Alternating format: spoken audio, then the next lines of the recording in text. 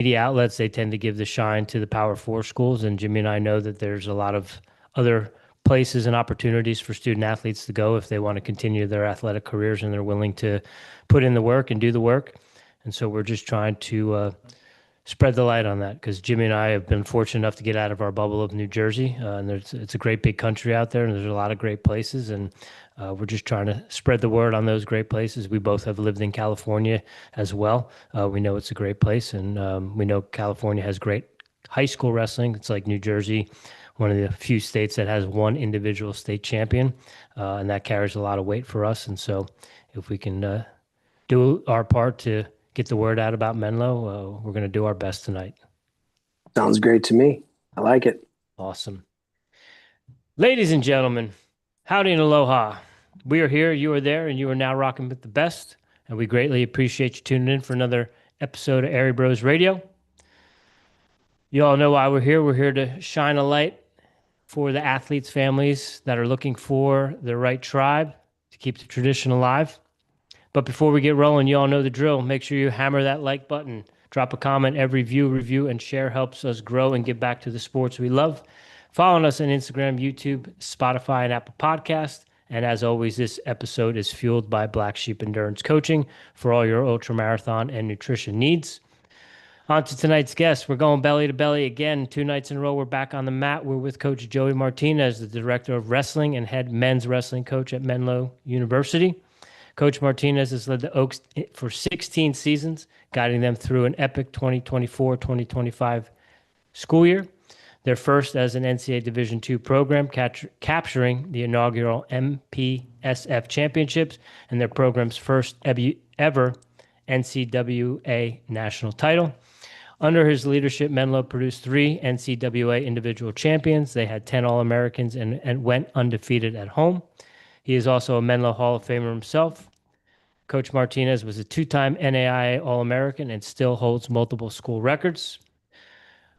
Without further ado, it is an honor and a pleasure to have you joining us this evening, Coach. We are honored to have you. We do greatly appreciate your time. Welcome to the show.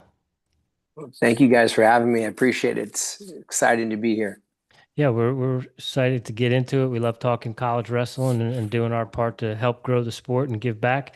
But before we get too far into it, anywhere you would like us to send recruits, whether you want them to find you personally on social media or the school or the wrestling teams, any of their socials, the floor is yours. Yeah, our website is a great way to get a hold of me and check out our program and what have we done in the past. But also, I think the best way nowadays is the Instagram. So at Menlo Wrestling is the best way to get a hold of me, also to kind of see a little bit more in depth of just about our program and things that we've accomplished, pictures of our guys and coaches and things like that. So I'd like to share a lot of things on Instagram to expose Menlo College wrestling to the world. Awesome. I apologize that I said university. It is a college. Jimmy, you were right. Sorry. I was going to correct you, but I figured you should have. So, Coach, one of the ways we like to start off here is, we all have our origin stories into the sport. We all have our origin stories, how we got into coaching. So we would love to hear yours. Yeah. I guess getting into the sport started when I was 9. It was a really good first year. I didn't even know I wanted to get into wrestling. It was my uncles and my dad wrestled in college, some more than others, and got me into sport. So I've been wrestling since I was 9. Finished up my career at Menlo when I was 24, I believe. So was that 15 years of wrestling? Then I got into coaching. And coaching was a little bit different. Didn't think I was going to be a college coach at all. Graduated from college at Menlo, went to Menlo. Didn't really know what I wanted to do. Started working at the school as an admissions counselor. So working at the school, recruiting in the admissions department, regular students was something I was doing for a couple of years. I had that job because I did want to stay in wrestling in some capacity. I just didn't know what I wanted to do. I just, getting rid of wrestling right away after, your college career, it's a little bit of a shock. So I felt like this was a good transition to either get into something different, or, I don't know, maybe stay in this role as an assistant coach and be a counselor at the school, because I really love the college and what it gave to me. And, it was a good opportunity. So started coaching, then got out of admissions counseling, became a assistant coach full time for a few years. And then I got the head coaching job. And now, like you said, this is my 16th year at the college. So I haven't left. I've been here since I was a student, and now, I've been here 16 years as the head coach. So it's been a good place to me. A lot of great things have happened here for me personally, professionally. So it's a really good situation if you're looking to what Menlo is about. And are you born and raised in California? Born and raised in California, from Turlock, California, smaller town about 90 miles east of here. Grew up in the country. I was a country boy. Didn't live in the city.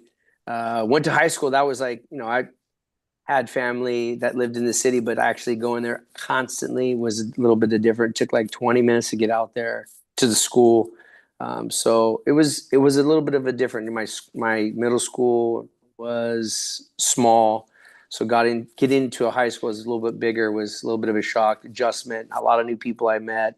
But one thing that kept me grounded was wrestling. Obviously I knew how to do that. It was something I was comfortable with. So when I got into high school, it was something I latched onto. I was like, this is something I can do well, and I like it, and it's enjoyable for me. So, in high school was great. It was a great time. And, after I graduated, I had a little bit of a different journey to Menlo College. I skipped over that, but went to UC Davis, which was a program here in California. Got cut, unfortunately. I went there. But it's a great school, great environment, really good program, coaches, athletes, really good. It just wasn't for me. And I didn't really understand what was for you. I was only understanding what is out there and what are people telling you what's good for you at that age, 18, young. So I didn't realize that till a little bit later, but left UC Davis, went to Skyline College. When I went to Skyline, I was recruited by the head coach who I knew from in high school. So he convinced me to get out there. It was a good choice. Had, success on the mat. Got back on track with all my credits and grades. And, after my junior college year, or after the 2 years, I was, at a crossroads too. I was like, I wanted to wrestle, but I didn't know where to go. I didn't want to leave California. There was a few schools that was interested in me, and I was interested in them. But the coach at Skyline started the program at Menlo College, and he told me, just come. This is going to be a great place for you. We get to stay with each other and be in each other's corner. So I did. Came over here to Menlo College, and like I said, finished out my career and, never left. So it's a really good spot. Coach, you bring up that, there's nothing wrong with UC Davis. It just wasn't the program or the school for you. And that's one of the reasons we do the show, is to talk to coaches like yourself and, raise that question to student athletes. What are you looking for? Well, what is the program for you? So what kind of student athlete is for Menlo for? So very unique place that we are here at Menlo College in a good way. The typical profile of a student is obviously, loves wrestling, wants to continue their career in college. That's important, wants to have the next step, and also wants to have their next step in their education too. Very important to want to go to college, not just because someone's telling them to or they're being forced to, but it's something they want to do. It's very important to have. So have those conversations early. Want to be in business. We're a business school. We have a handful of degrees in business. So somebody that is interested or driven into that field is very important. Living in the Bay Area, small school of about 900 students, want a really good, tight-knit community on the campus with the wrestling program, with the coaches. someone that believes in our core values and has those in mind or already working on them and doing them in high school or in junior college. Those are the kind of kids we want, so it's not for everybody. And I know that, when you first start out and you're coaching and you're recruiting, you're like, oh, everyone's going to want to come here because of your experience. So you want to give that to people, right? It's just not the case. As I started working through things, it wasn't, I don't take no as a personal no. I just know that it just wasn't a good fit for them and what they're trying to get done, and vice versa for us. So very specific on things that I'm asking all the parents and the student athletes if this is going to be a good fit. And I lay things out very transparent. I want to be, so that the parents understand this is our potential start of a relationship where we're being straight and honest with each other, so that what you're getting into as a family, and I know what I'm getting into taking in this family, because I feel like when you're recruiting the kids, you have to recruit the parents also too. It's important to understand that they come from a group of people that have been guiding them and giving them advice and being in their life, and that's not going to change once they go to college, whether they live far or close. That's something that you have to take in. So there's a lot of little factors that we ask, and we tell them why we're asking these questions, so that to see if this is a good fit for both sides. Do you find you have to coach your parents sometimes? I do. And honestly, when I started to realize that as an admissions counselor, when I started recruiting for the school, because, recruiting is, selling something to somebody about why it's important for them to come here. And I started to realize that more and more, it's not the kids. You're educating and recruiting the parents also, to an extent, some more than others. But it's important to understand who they are and where they come from and what their background is, so that you can relate information and things that they could get from the school as a student and as parents, so they can obviously process it when they're away from us, and say, hey, the coach said a lot of great things about the school.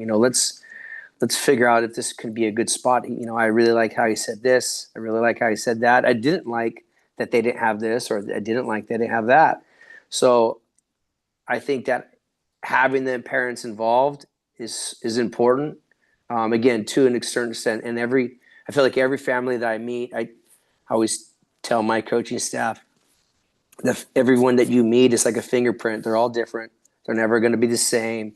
You can't cookie cut a pitch to them about X degree or Y the atmosphere and location is great. You always got to tailor it to, okay, well, this is what you're looking for, and this is what we have. So I think asking more questions instead of just spilling information to the parents is super important, because they want to be here too. They're making a decision with their kid indirectly, and they're supporting them and emotionally, financially, athletically, in so many different ways, that it's important to keep them involved as much as possible, so that they know they made a good choice and their experience is important.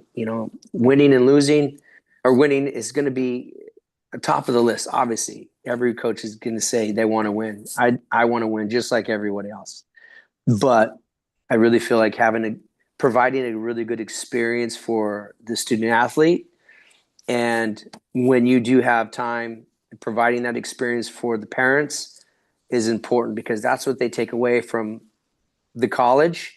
And that's how you get good support from alumni when they come back and say, hey, I'm always going to have a special place in my heart for Menlo College because of my experience. And that experience is going to grow into wins, degrees, friendships, stuff like that. So to me, building a good experience for everybody is important. It makes a big difference on our success.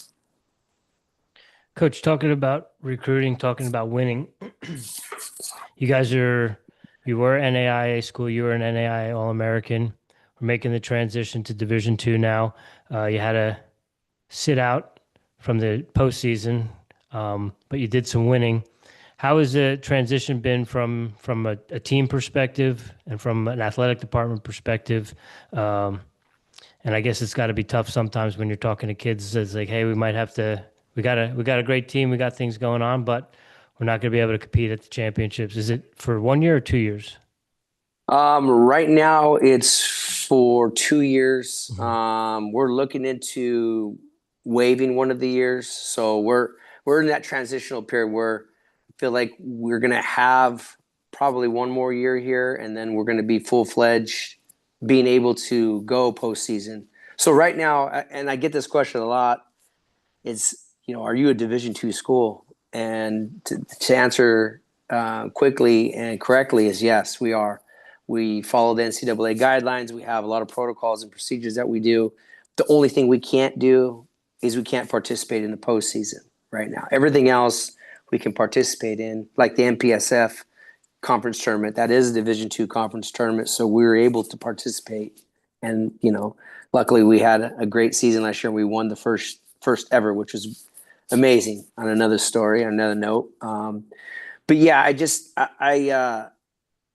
talking to kids about our experience and working with the other teams here too. Yeah, it is a process, and there's a lot more work that goes into it, just because of the transition, meaning how you recruit and what type of kid you need to look at in order for you to be successful athletically, changes. It's a little bit of a change with that. I think academically and a profile kid of their character, it doesn't really change for me that much, because I'm still looking for the same types of kids. I can't change what the school is. I'm not in charge of their degrees or the size of the school where we are located.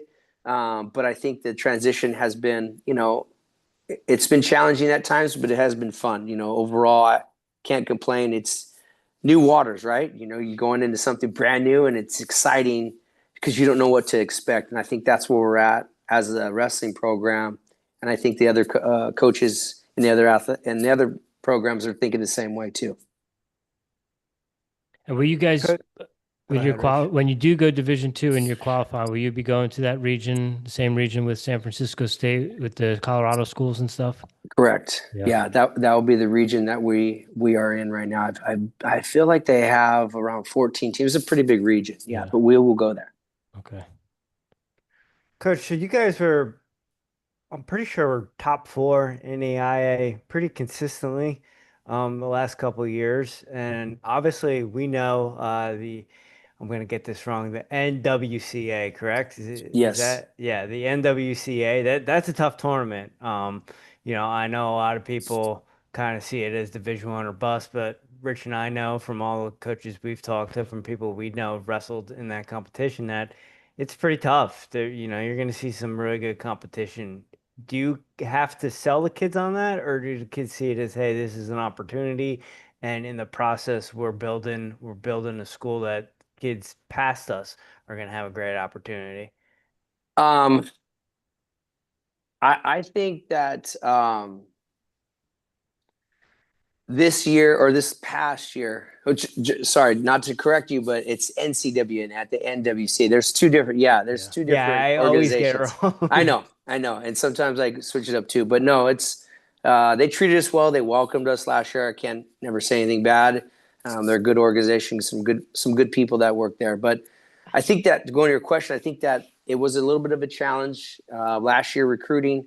Knowing that this was the situation, told the recruits, hey, this is what we're in right now. Eventually we're going to get out. Hopefully we get out sooner, if we could. But yeah, I didn't target certain kids because of our transition. And I think, well, I know that there's a handful of kids that we were looking at that didn't look our way because of the transition. So I do understand that, it is part of the process, right? I can't change anything about that. So, I recruited accordingly. I feel like my group that's coming in this year is a lot of good freshmen. I like them. And I think once we get everything, once we get through the weeds, we're going to be fine.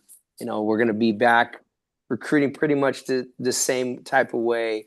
But there was a little bit of a challenge because of the transition, and I talking to other schools that were going through it, they dealt with the same thing. So it's nothing really new. Did you have any kids that were NAIA All-Americans that transferred out because they knew that that transition year was coming? No, I did No. not. And that's the great thing about our program. I think that we speak volumes in other areas where kids were like, you know what? The degree here is solid. The people here are solid. Program's great. Why am I going to leave? Even though I could potentially go somewhere else, and they had every right to. I wouldn't have been upset, but they decided to stay, and I think that speaks to everything that we're doing here is at a high level, and it's more than just wrestling. I think a lot of it is a lot of factors of why they stayed. So I didn't lose. I didn't lose anyone. It was a smooth transition in terms of people and just building from it too. So I was lucky. It was good. Being in such a huge state that California is and the quality caliber of wrestlers that come out of California, are you mostly focused on California recruits? Do you get east of that at all? I do. I don't limit myself in where I recruit. I feel like if you start there, you start limiting yourself, and the funnel gets smaller and smaller, right? So I don't, number one. But what I try to focus on is, California kids. I feel like there's a big market for them here. This big state, obviously, like you said, a lot of good kids here. So I do target the California kids, and I also target like the Western United States. Like there's like 10 or 11 states that are really high on my list. But like I tell people all the time, they ask me, how do you get this guy? How do you get that guy? Well, again, I don't limit myself. I'm always looking, and if I have connections with coaches somewhere or we meet, just building relationships with people and being able to tap into their markets that are a little farther allows us to be competitive and have a really good team from everywhere. So I think I have a base, with the California group, have a base with the West Coast, Western states, but I also look everywhere. Yeah. And from that recruiting perspective, you have a good connection with the kid. You get the opportunity to see them compete at a competition, outside of, X's and O's of technique. What sort of things are you looking for? Character, Yeah. good character, driven, in whatever area they want to be driven in. It could be academics, it could be a hobby. Those are important to me. Hard work, they work hard, humble, come in and have goals and set them out so that we can help achieve them for them. So we have a good culture. I really try to involve my group being the coaches and the wrestlers, to really evaluate along with me to see if these kids fit, because like I tell the guys all the time, bring them in on recruiting trips. They're going to be, you're inviting them to your place. So you have to make sure that this is a good fit. And the guys on my team they really know what I'm looking for. I'm constantly talking about it. They're constantly talking about it. So when we bring in kids, we have a set of questions we're asking them. We're having dialogue with them, and so are the guys. So it's important to have the right people, and those are just some of the qualities I mentioned that really work, and that work for us too. I just looking for those types of kids, and you can find them. They'll be a really good fit at the college, along with the majors and stuff like that. So again, very specific who we are, but I love it because it really eliminates wasting people's time, my time. You do a at-home visit, or you going in checking the bedroom, seeing if they're making their beds and how they keep if they're neat or not? Of course, you got to check everything. Everything counts, That's right. All those little things make big differences, in my opinion. Just watching people too at the tournament. Sometimes we'll go to tournaments and we'll see how they treat teammates and how they talk to coaches, how they bounce back from a loss. Like those things are just important as if they can hit a nice single leg and finish every single time, Yeah. Because at the end of the day, we better be able to teach wrestling, right? We're wrestling coaches. And so I know that I could teach them, help them grow in their wrestling, but intangible stuff that they already have built or instilled in them, it's important for me to look at so I can make a good evaluation if this is a good fit for us. Coach, talk about some of that character stuff. How much of that is a maturity thing? How much of that is a kid being in their environment and being able to get away with certain things? And then, they don't know any better. And then you get them and you can kind of teach them up. Or have you seen that sometimes those things are just sticking points and it's going to be hard to work someone out of their habits? I think it's about, let's just say it's 50-50 for each one. I think 50% is the maturity thing. I think that in general, the guys coming in, obviously young, 18, 19 years old, still trying to figure themselves out, right? And I think the maturity thing comes over time, and having them young and being able to instill some qualities that you're trying to, like dripping, obviously not just throwing up, but dripping stuff so they can understand, hey, this is how we carry ourselves. This is how we do community service. This is how we, look uniformed, or, just certain things. It's just small things. So like teaching them that. And like I said before, if you have kids that are already doing that because their programs have them doing some of that, it just makes it easier of a transition to be here. And then the other half, you're always going to have kids that have bad habits, even the good ones. Everyone has habits, right, in life, and everyone grows up a certain way, and everyone is taught in the wrestling room at their high school or junior college, hey, this is our habits, right? But being able to explain why your habits are different at your program and not telling them that's good and that's bad, I think helps you get them on your page. Because if, just think about it, you're saying, oh, that's a terrible habit that you have. And this is the way that their junior college coach allowed them to act, behave, do business, and that person was helpful for them in their life.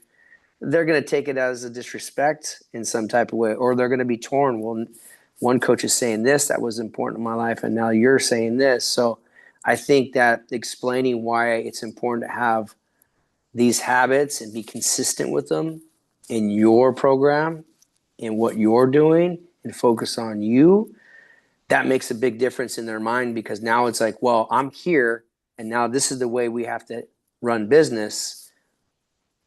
I'm just going to follow suit. Didn't say anything bad about the program, didn't say it was right or wrong. It just, hey, this is how we do things here. This is why it's important that you do it here, and this is what the benefit is. So explaining it to them in detail when they're trying to learn and they want to learn, I think it's very important, starting off the right way.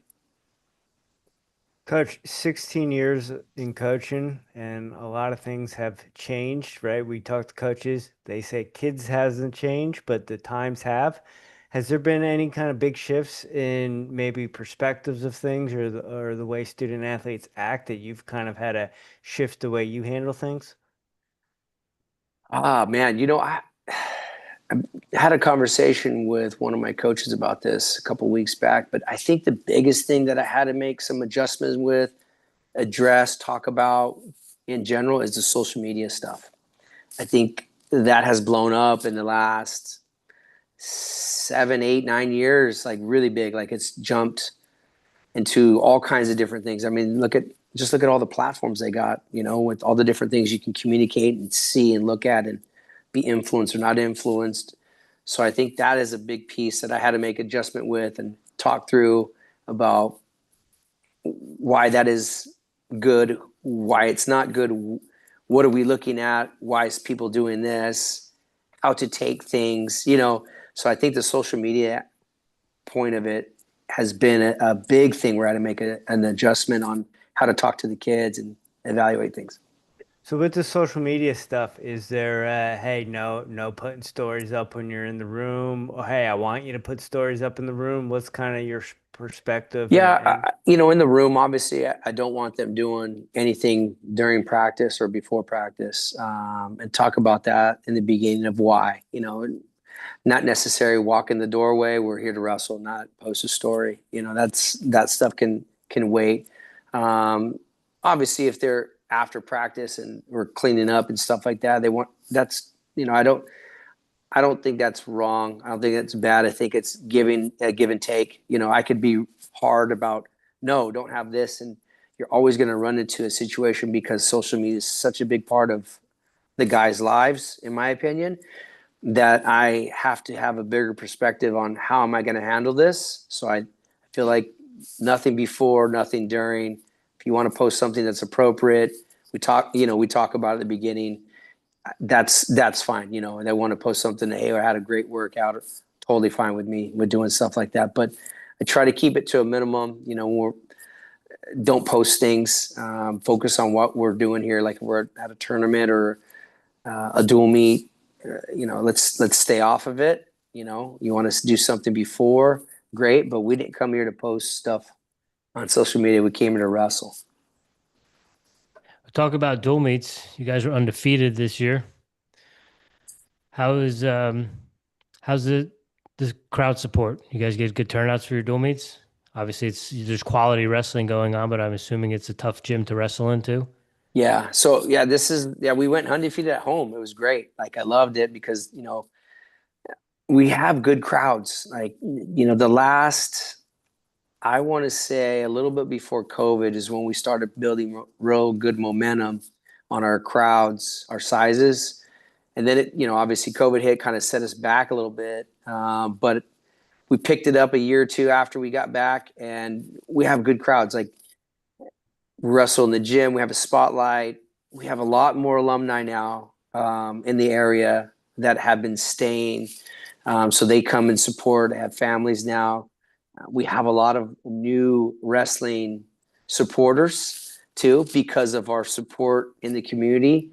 And I give my hat to the alumni, family, and friends that are already supporting us to drum up interest on that. So we'll see new people coming in, and they'll get introduced to me. And yeah, I've only been to like one match before, but this was exciting, and you guys have great energy and crowds. I don't know the score, what's going on, but it's a great sporting event to go to. So I think it is tough because our gym is, it's a decent size, but it can get really loud in there. And we have a lot of people that come and support us, which I'm grateful for because, when it first started, didn't have that much of a support. It was trying to build that. And it takes time. Any coach will tell you, it's not like instant. It takes time to have people's come and support and know, hey, I know your 157 pounder. Hey, your 184 pounder is great. And, we met him after the match and, hey, we're going to come back to the next tool because we really like how this guy. So those things just drum up a lot of interest for people, and we run with it. And again, the social media part of it makes a big difference because you can reach a bunch of people on how we're doing and gain interest. So I think that the social media thing is a great thing because it can promote your program in so many different ways. I assume up in your area, you're probably locking horns with some of our former guests, with Coach Jason Welsh and Coach Lenny Zaleski. Yes. Coach Wells and Coach Lexi, good dudes, really good dudes, wrestling them every year. We're actually going to Humboldt and San Francisco this year. Last year they came to us, both duels, but this year we're going to be on the road against them. But yeah, we're wrestling. They're good programs. They always have good wrestlers. You always got to make sure you're on your toes and put your best lineup out there. They're well coached. They have a good program. They know what they're doing, both coaches. So it's really exciting. Obviously, we always want to, beat them, and they're vice versa want to beat us. But it's a good, healthy rivalry that my guys at least have bought into, and so as a community, the Menlo Wrestling community. So anytime that we have those matches, they know, like, oh, we got to go to this one. This is the one that's going to be really good. It's a conference match. It's a rivalry match. It's something that's very important. Coach, you mentioned a lot of the alumni sticking around in the area. And at the beginning of the podcast, you mentioned being a pretty good business school. And that's what a lot of kids on your team go to school for, is business. I'm interested in knowing, do you have an alumni network as far as kids, looking for internships, things like that, where you can place them with internships and jobs outside of once they graduate? We do. So two parts of that. Our alumni, we're growing it, but we have a handful that are always involved in helping the program with internships and jobs. So it's good now that the alumni get older, they are putting themselves back into the program and say, hey, listen, we can do X. You have anybody looking to do this? We can, and we can help them out. So please shoot them my way. Let me know what they can do. So we do have a good group of alumni, a core group that are always picking up the phone when I'm calling to help out in that field. And also we have a really good internship department at the college. So you have to, when you graduate, you have to take an internship that's approved by the college in order for you to graduate. So it's nothing, it has to align with your major, has to align with the values of what they're trying to get out of in the internship. And what we're hoping for with that is that leads into that job. So we're hoping that internship turns into a job for them because of how well they're doing. So the school does a really good job, supports what we're talking about with the internships of placing kids into really good ones that lead into, I guess, not a job, a career, and a lot of the internships are in the San Francisco Bay Area. So it gives them a good sense of opportunities of how they can grow in a variety of different places where they can potentially get jobs. So it's really good. They do a really good job of helping not just wrestling, but everyone here on the campus. Rich, Coach just checked off my two most important questions. I think that is the two most important questions any recruit can ask. Yeah, we know you want to go to college to wrestle. We know you want to win, but what's going on afterwards, and what are you doing when you're in school to get there? And I think those are some of the most overlooked questions that recruits don't ask. Agreed. Yeah, you don't know what you don't know. That's why we're Agreed. here. Coach, geographically speaking, where in the Bay Area is the school, and what's the demographic population of the campus? So we are in the San Francisco Bay Area. I want to say about a half hour, 40 minutes south of San Francisco, and about a half hour, 40 minutes north of San Jose, which are the two biggest cities besides Oakland, which we're across the bay, about 20, 30 minutes away from. We're right down the road from Stanford. It gives a better idea. So we're about 2 miles. About a mile and a half, 2 miles away from Stanford. Menlo Park. A lot of people don't know this, but every time I talk to someone new, like, oh, where do you work at, or you're wearing a Menlo Wrestling shirt, is that Menlo Park? We're actually not in Menlo Park. Menlo Park is our neighbor. We're actually in Atherton, California. Everyone gets that confused because we're named Menlo College. Oh, you must be in Menlo Park, but no, we're in Atherton.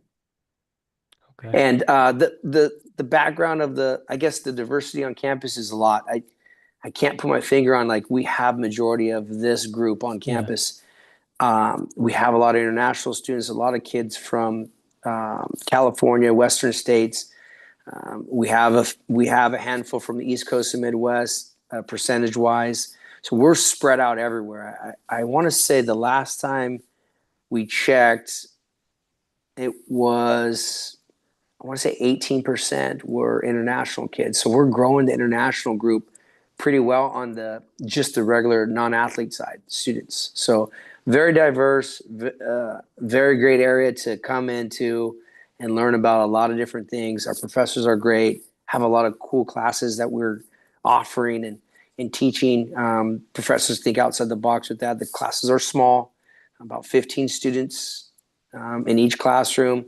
We know who you are, easy to get stuff done. It's just a really good place if you're looking for those things, Yeah.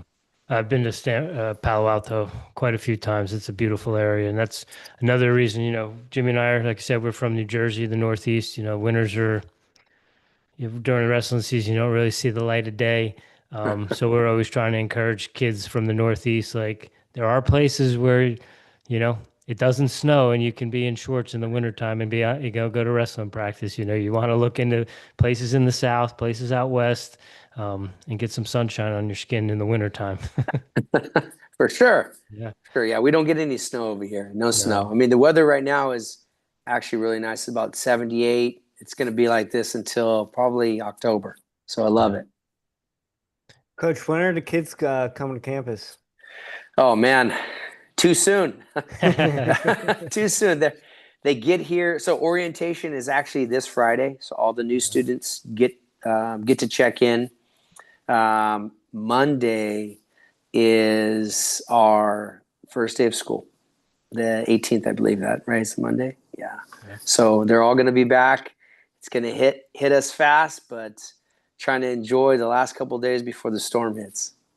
When can you guys officially get on the mats and start practice? Is that September? October. October? So we do a lot of preseason stuff, conditioning wise, weightlifting, and getting them ready to go. I actually kind of like that. At first I didn't, I always starting a little bit later in my opinion, like, October, we got to start in October.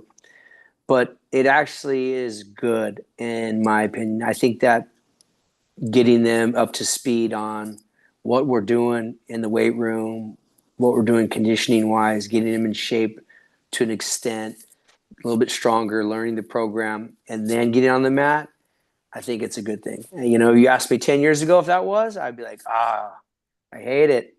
But now I think it's a good thing. It's the transition to get back on the mat in that time frame, it works good for us. I like it. Coach, how many new athletes do you have coming in, both either freshmen, new college students, or junior college transfers, or transfers in general? Well, I have 2 junior college transfers and 10 freshmen, so I have 12 total. So the junior college guys came last semester. I consider them new because they've only had a semester under their belt. They never went through the orientation stuff. But I have 10 brand new freshmen. So I'm excited about the group. I think they're going to be great. I have a lot of high expectations for them. They're coming in hungry. It's a different type of a group that I have brought in the past. More freshmen. Obviously we have 10, which is a lot in my opinion. Usually I try to mix as much as possible, but this year I changed it up a little bit. It went younger, I think because of our transitional stuff that we're going through. Plus freshmen are, in my opinion, they're really good in this term. You have them longer, so when you have them longer, it's easy for you to get them on the same page, right? Mm-hmm. It's easier for you. The JC guys are great because they have, so many good things to offer too. But then after 2 years, like, just when we're clicking, mm-hmm. you're graduating. So I think that changing it up with the freshmen was actually good, and I'm excited about them. Any more weight classes than any other particulars in those 10? I would say I kind of spread it out throughout the 10 weight classes. I tried not to get too heavy in one. We have I want to say about 3 or 4 guys average per weight. I would say probably our biggest weight is 157s. We have, I think, 5 guys because one guy is going to be at a different weight class. We had 6, but he's changing. A new returner is changing. So 5 is probably our biggest. But, at the top, we're older. So we have a senior. So having a handful of guys. And then again, freshmen, they change, right? You don't even know what weight they're going to be. I had a freshman this year. He was a 149 pounder, and middle of the year he became a 165 pounder. So it's like they're always changing in weight classes because they're growing and getting bigger and developing. So it's hard to really put my finger on how everyone's going to stay or where they're going to be because it just changes things. Yeah. Well, and 3 NCAA champions and 10 All-Americans, how many of them are returning? So let me go through the list. So the 3 champs, are one is returning out of the 3, and then 10 All-Americans. We have 4. We have 4 not returning. So we have 1 champ returning and 6 All-Americans returning. I think that's about right. Missing anybody? No, that's right. So we have a good group back. I think, this last year in my opinion, we had a lot of seniors, a lot of older guys, which is great, and I loved them. And you would think that you would lose a lot, but having a lot of my core guys back, plus I redshirted 5 guys that are really good because of our transitional stuff. So those guys are going to be impact the 5 that I redshirted, and then the guys coming back are going to obviously be solid for us somewhere in the lineup, and then the freshman group. So I don't think we're going to lose too much, and that's not a disrespect to any of my guys that are gone that won it or are All-Americans.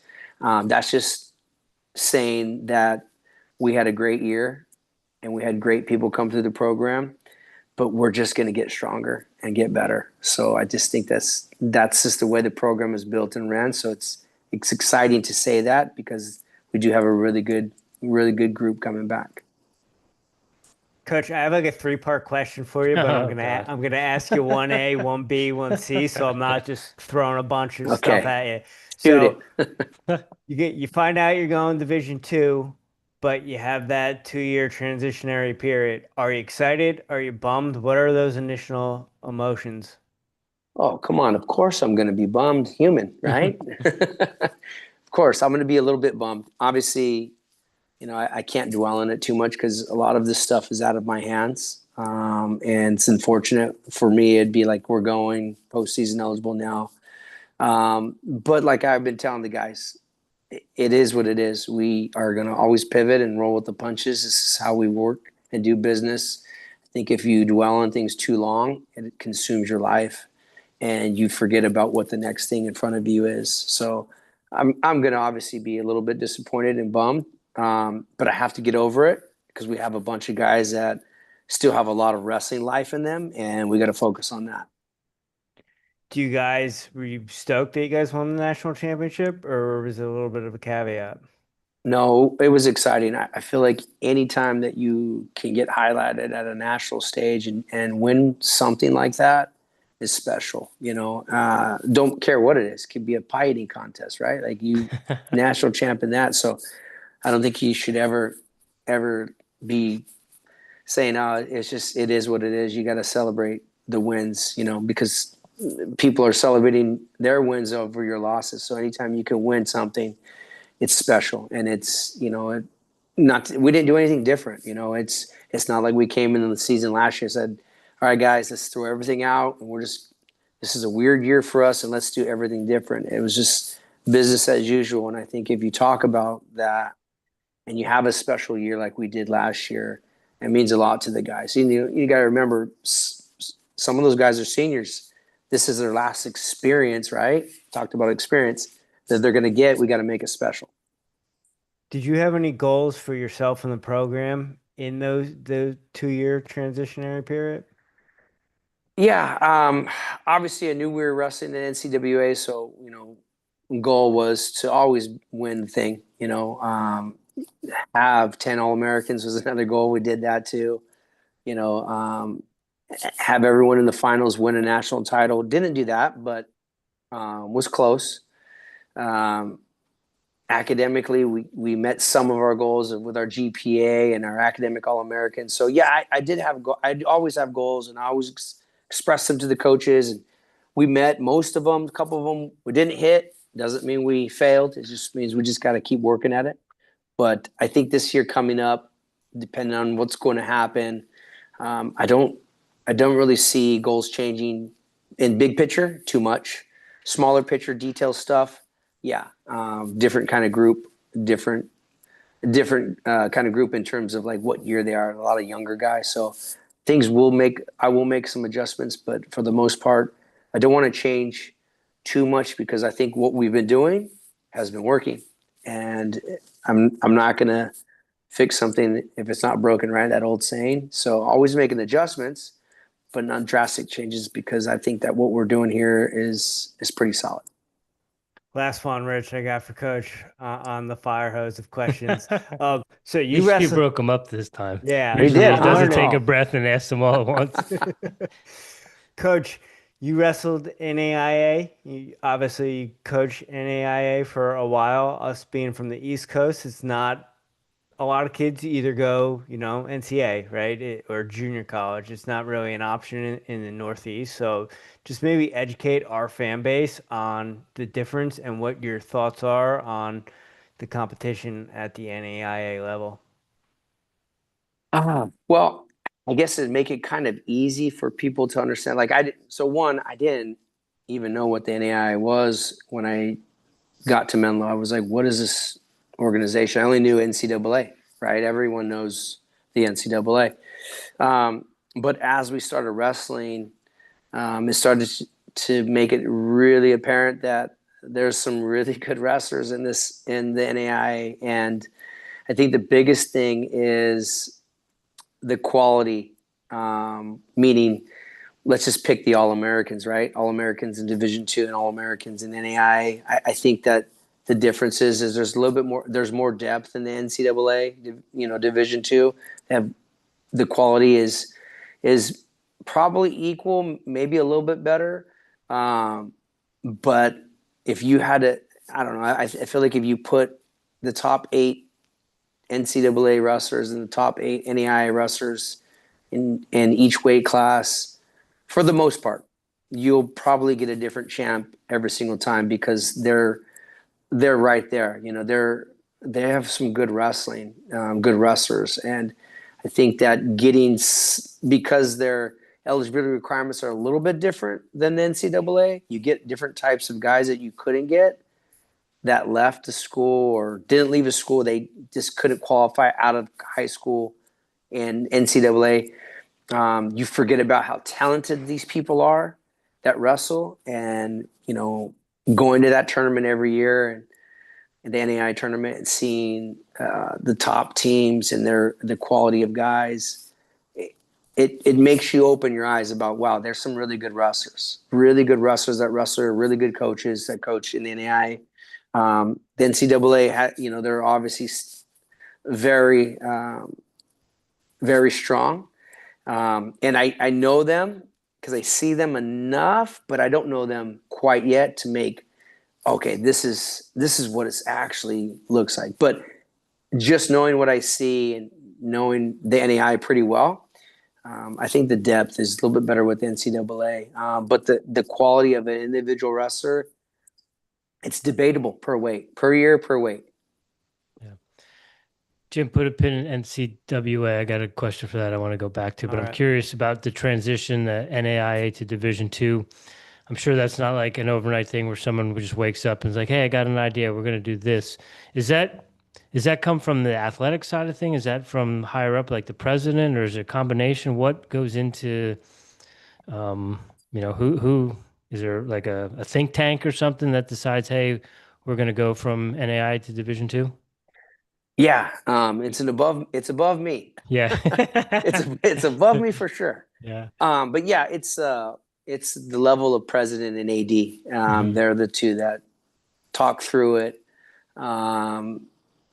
weigh out the pros and cons, and then make a decision. So I feel like our decision was made because of where we're located. There's a lot of, and not just now we got to take ourselves out of wrestling, right? We have 17 other sports here on the campus.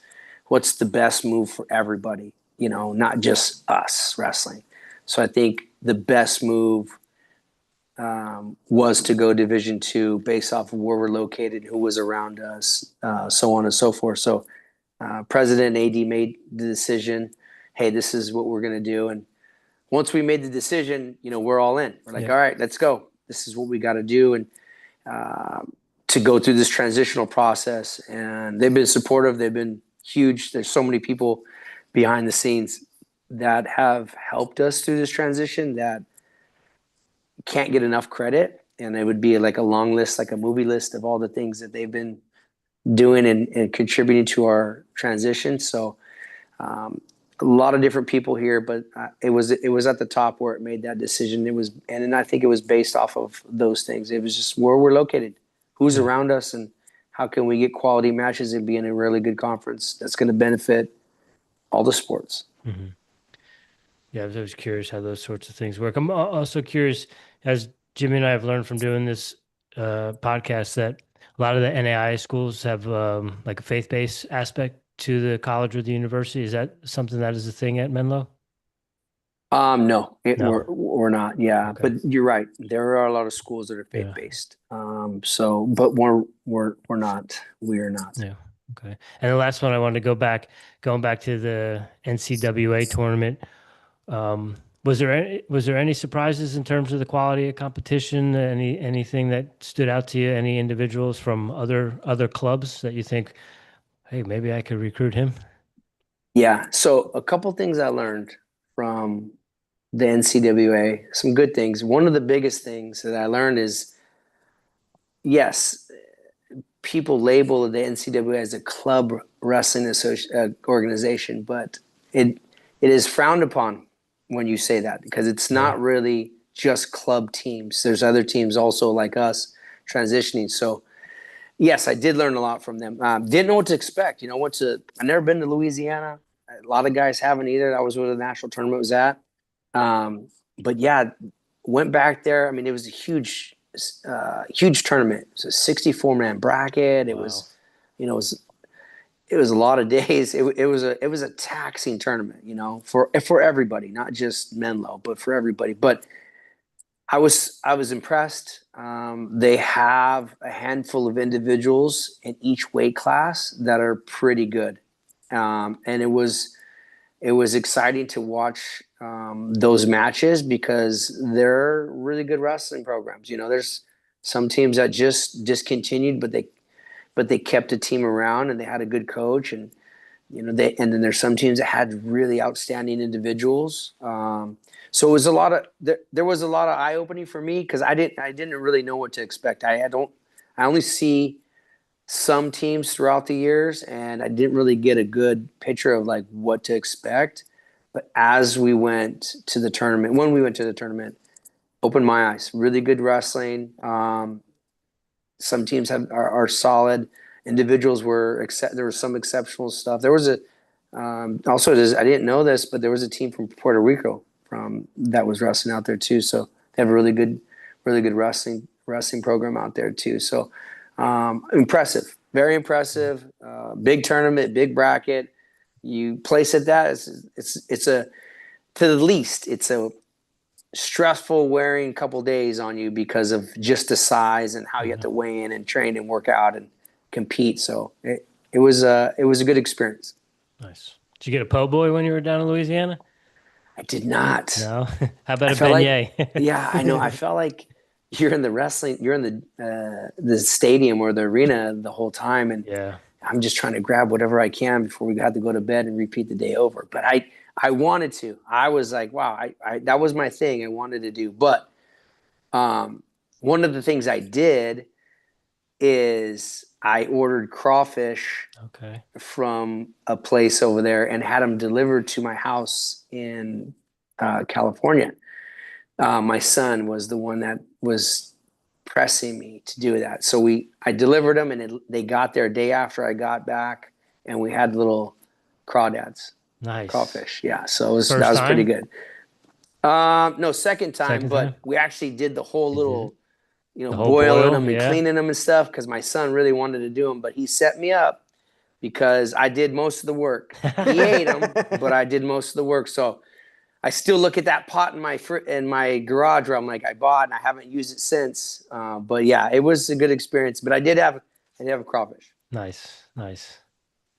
Coach, is there anything about Menlo College wrestling that we haven't spoke on that you want our audience to know? No, I think we hit everything. But like I said, I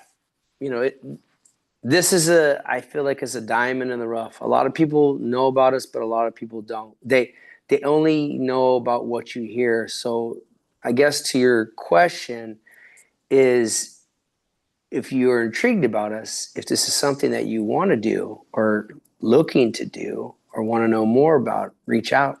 I'm here. I think this is a great place for a lot of good people, a lot of things that we have to offer. And you only know, right, until you ask. So if you're not asking and you're hearing from other people about what's good and what's bad, hear it from the horse's mouth. Give me a call, shoot me an email, hit me up on social media.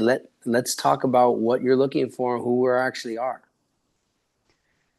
Well, Jimmy and I, one of our goals is, we're from New Jersey guys, and our goal is to get at least one jersey kit to every school that we talk to coaches from. That's our goal, is to spread that New Jersey umbrella far and wide. So we're gonna hopefully get you a New Jersey scrapper. I would love that. I'm open. Yeah, Coach, like Rich said, us being from the East Coast, but always kind of paying attention to what was going on, especially when we were in college. And Menlo was always a program that I was aware of because, there wasn't many 4-year schools in California that had wrestling, I believe, that weren't Division I. I believe it was you guys, San Francisco State, Cal Baptist at one point. So always paying attention. So this was a very informative podcast, not just on the program, but everything you guys got going on in the transitionary periods and the NCWA, right? We won't call it club wrestling anymore. We know better now. So thank you for educating us. Final four, Rich. Let's do it. All right, Coach, are you a coffee drinker? I am a coffee drinker. How'd you know? How do you brew your coffee and how do you take it? Honestly, the last couple of years I've been doing the French press thing. All right, we get down with that. Grinding it up and French press. It sounds kind of fancy, but it's really good. We do fancy coffee over here. Yeah. So my next question is how do you take it? You take it black or just black? All right. Yeah. Do you have a bean of choice, like light roast, dark roast? I like the dark roast. All right. I like a dark roast. That's my go-to lately. If you asked me about 3 months ago, I'd be telling you light roast, but now I switched over to the dark roast. Okay. Do you have any fancy coffee shops near campus that you venture to? Honestly, we have a bunch. There's a lot of. We have a Phil's, yeah. We have a Phil's. We have a Pete's, Starbucks. Those are like the staples. Yeah. But we have a lot of smaller ones too, in Menlo Park, and there's one in Redwood City I found that are really good too. So I try to go to those, once every few weeks just to see what's new, what they got going on. But we have good coffee out here. Yeah, I think if I had to pick one that I like would be Phil's. Phil's is probably my go-to the last month. I've had like 1 or 2 of them, but they're good. What brought on the transition from light roast to dark roast? I don't know. I think that someone dropped off or left a dark roast at our house. I want to say it was one of my family members when they were visiting. And then it was like a pretty big bag. So usually I like to okay, I'm going to go through a bag and then pick my next one. Yeah. And so I went through it and I was like, man, this is actually nice because I feel like the dark roast, especially when you just drink it black, is pretty strong. But this one was good. This one was pretty good. Okay. We're going to give you, since you do the pour over, we'll give you a little Airey Bros pro tip. There's a company called Third Wave Water. It's a company designed by a NASA scientist, and it takes a specific mineral profile from water that brews a perfect cup of coffee. And then you use that. It comes in like a powder form. You put that in distilled water, and then you use that as your water to brew your coffee. And so that brings out all those notes that you see on the bags, like chocolate or dark cherries or whatever it is. It's fascinating. A guy used to go to his coffee shop. He could never figure out why he couldn't brew to taste the same way it did at his coffee shop. And I guess there's like some official barista federation, and there's a specific mineral profile for brewing like the perfect cup of coffee that a lot of high-end coffee shops have filtration systems on their water. And so he started making this powder formulation with that mineral profile in it. Wow. Third wave, you said, huh? Third Wave Water, yeah. Oh, I'm going to have to try that now for sure. Yeah. I'm going to have to try that now. Coach, do you have any daily practices or rituals you do on a regular basis to show up as the strongest version of Joey Martinez? Yes. There's a few things that I do.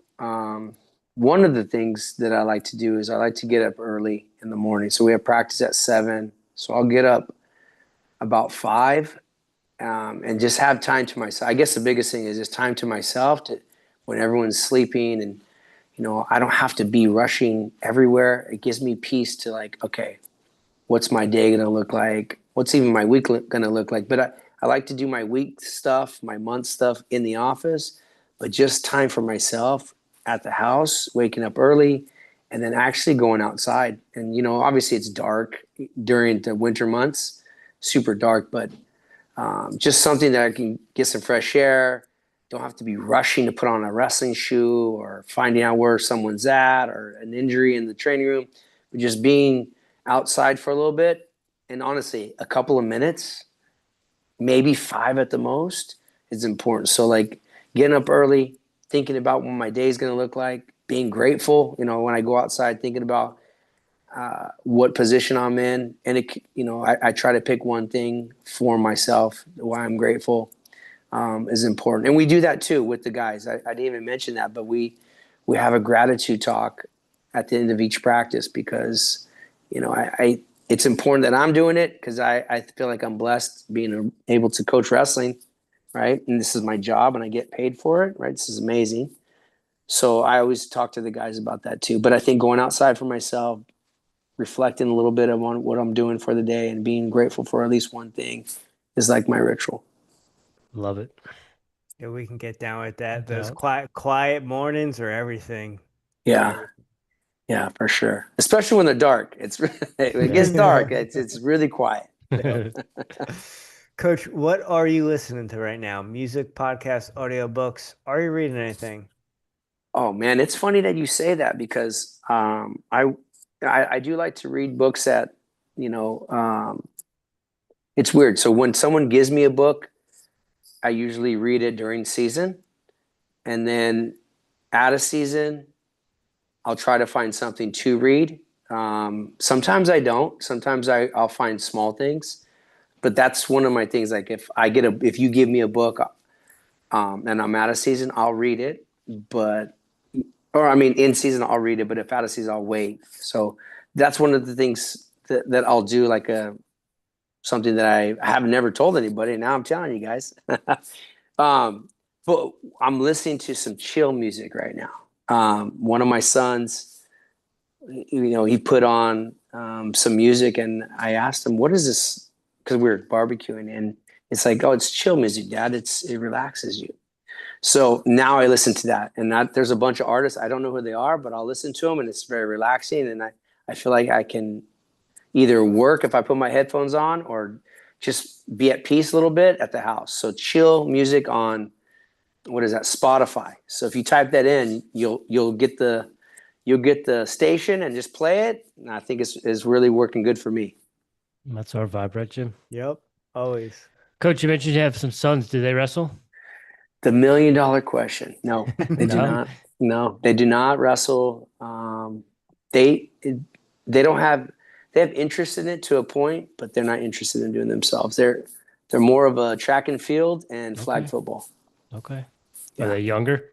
Yeah, they're younger. 7th grade, and actually my oldest is going to 9th grade tomorrow, first day of school. Okay. Is he the track guy? He's a track guy. Yep. And Does he then do cross country too, or is he like a no, sprinter? he don't. He told me, Dad, I like running short distance and I like the jumps. I don't like running long distance. Okay. So I was like, all right, fair. All right. Fair. So cool. Coach, last one we got for you is a lighthearted one to close it out. We're talking coffee. Maybe there's another beverage out there. Maybe there's something unique food-wise in California. We know a lot of wrestling coaches are also avid golfers. Do you have a guilty pleasure? yeah, 2 actually. One is food. I do like the food out here. It's hard to always eat at home, even though you can cook good stuff, but there's just so many good places to eat out here. So I think that the food is my guilty pleasure where I can sneak things. I mean, I'm not like a sweet guy, but there's a place near my house that opened up. It's a French baguette place, and they have these cream puffs that the last month I've been, not gonna lie, I've been getting one a week. Sometimes by Coffee, myself cream too, puff. off the cream puff. So they're really good. You dip it in your coffee. Oh no, eat it with my coffee. Coffee, Okay. then I'll eat it. Yeah, so good. Nice. But don't tell anybody that. No one's listening. Don't worry. But my other guilty pleasure is movies. I love to watch movies. Oh. I feel like it's a release for me with my busy schedule and all the things that are happening. That if I could watch a movie at the theaters, though, like watching a movie at the theaters is different than at the home. At the theaters, no one's bugging you, big screen, popcorn. So I feel like that's one of my guilty pleasures too. If I have a chance to sneak in a movie where I can kind of just focus on that instead of all the busyness in life, it helps me reset a little bit. Heck yeah. Coach, I'm a movie nerd. Are you? I went to school for film, and it's my outlet. I love, like, it's how I get lost, right? And how I get creative ideas. So I was thinking, because I've been crushing movies this summer. My number one, don't judge me, my number one of the summer so far is F1 the movie. Oh, really? Yeah. You liked it, huh? Have you seen it? Yes, it's top of my list this summer.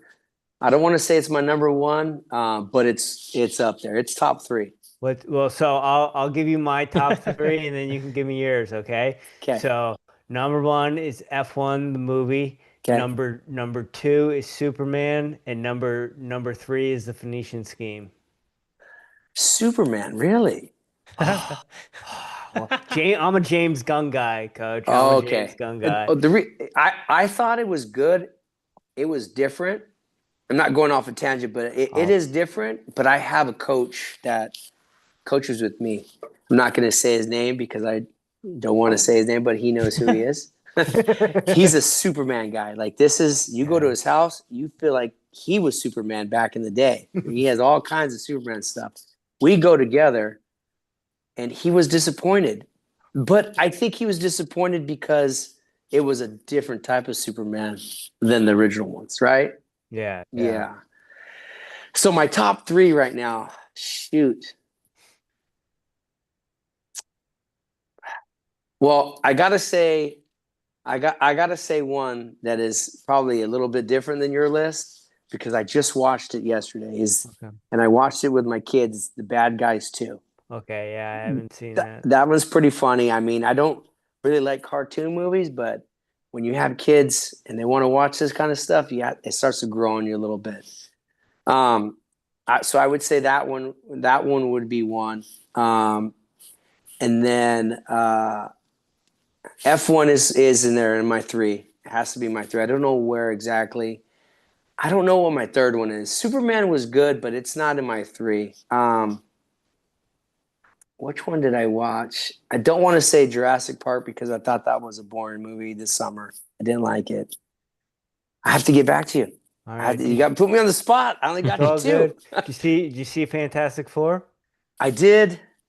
It's all right. I liked it. It wasn't bad. It wasn't bad. Yeah, it was. That's why it didn't make my list. Top 8? Okay, then we're good. All right. So the guy in Fantastic Four, Pedro Pascal, he's like in everything right now, right? Mm-hmm. So there's a movie that just came out with him on HBO Max, and it's called Freaky Tales. Check it out. It's an anthology, so it's like 4 different stories that come together at the end.